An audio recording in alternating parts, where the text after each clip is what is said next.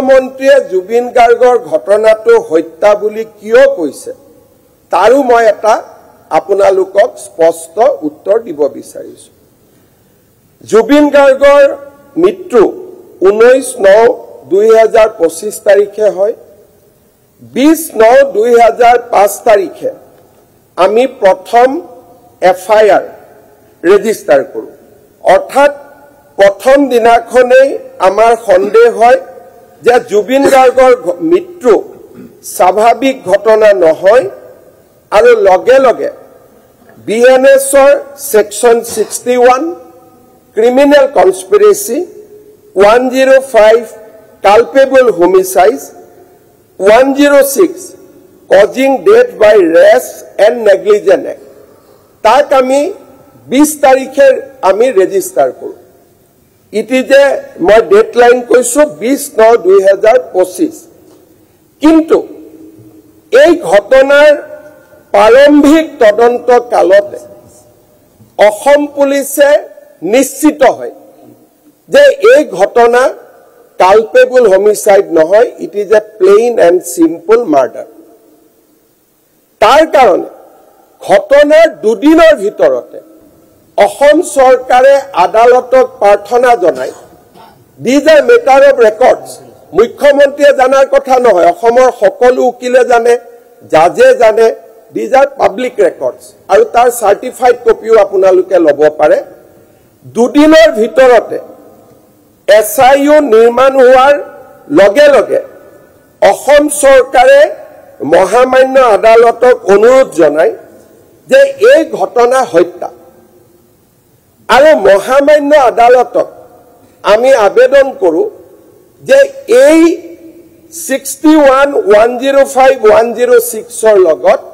section 103 add কৰিব লাগে ইয়াৰ ওপৰত আদালতত বিতৰ্ক হয়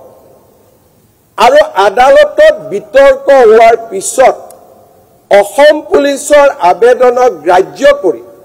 মহামান্য আদালতে সেকশন 103 এড কৰে তাৰ মানে this is a murder from day 3 ইয়াত মুখ্যমন্ত্ৰীয়ে কোৱা কথা নহয় অসম পুলিচে আদালতক আবেদন কৰে যে মহামান্য আদালত প্ৰথমতে আমি ইয়াক ক্ৰিমিনেল কনস্পিৰেচি বুলি ভাবিছিলো কালপেবল হোমিসাইড বুলি ভাবিছিলো causing death by rash and negligent act বুলি ভাবিছিলো কিন্তু প্ৰাৰম্ভিক তদন্ত কালত আমি সন্তুষ্ট হওঁ বা আমি নিশ্চিত হওঁ যে জুবিন গাৰ্গৰ মৃত্যু কালপেবল হোমিসাইড আৰু নেগলিজেন্স নহয় it is a plain murder আমাৰ আবেদনক কোৰ্টে গ্ৰহণ কৰে আৰু কোৰ্টে অনুমতি দিয়ে যে আপোনালোকে 103 এড কৰিব পাৰে যদি আমি সেকশন 103 এড নকৰিলো হেতেন আজিলৈকে গুটে কেজন অভিযুক্তৰ বেল হলহেতেন সিদ্ধাৰ্থ শৰ্মাও 2 মাহৰ মূৰত বাহিৰত ওলাব আপুনি অকল হেতু কৰিবলৈ ইলেকশনলৈকে তেওঁলোকক ৰাখিবলৈ কৰিছে হয়নে নহয় এতিয়া ইমান দিনে আপোনালোকে মোক খুদি আছিল না অধ্যক্ষ অনাৰেবল মেম্বাৰ প্লিজ আপুনি শুনক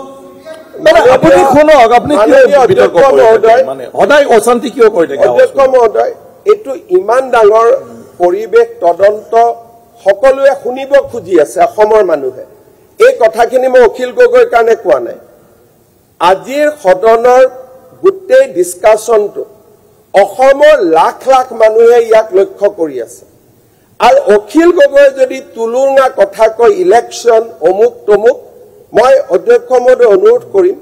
যে প্ৰয়োজন হলে মোৰ বিবৃতিটো শুনাৰ স্বাৰ্থত যদি অখিল গগৈ সদনৰ পৰা কেইটামান সময়ৰ কাৰণে বাহিৰত পঠিয়াব লাগে পঠিয়াব লাগিব কাৰণ তেওঁক আমি সদনক হাতত ল'ব নিদিও আৰু তেওঁ অকলে সদনখন হস্তক্ষেপ কৰিব নোৱাৰে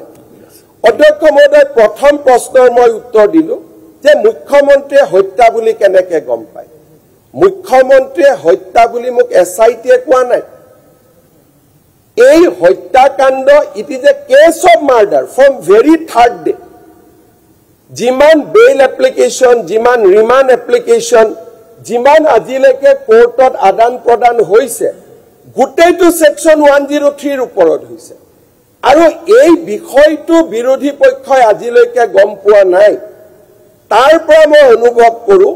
যে বিৰোধী পক্ষৰ গোটেই ঘটনাটোৰ ওপৰত সম্যক ধাৰণা হোৱা নাই নহলে অন্তত কোৰ্টত গৈ আমি কাষ্টডি বিচাৰা ফৰৱাৰ্ডিং ৰিপৰ্টখন বা কোৰ্টে কাষ্টডি গ্ৰান্ট কৰা অৰ্ডাৰৰ ফটোষ্টেট কপি সাৰ্টিফাইড কপি যি পাব্লিক ৰেকৰ্ড তাক আজি বিৰোধী পক্ষৰ হাতে হাতে থাকিব লাগিছিল কিন্তু আজি বিৰোধী পক্ষৰ হাতত পাব্লিক ডকুমেন্টছ খেনিও নাই আমাক দেখুৱাবলৈ দিয়ক অকমান সময় দিয়ক অধ্যক্ষে তেখেতে একিউজ আপুনি পিছত কব অধ্যক্ষ মহোদয় মই আপুনি পিছত দি দিব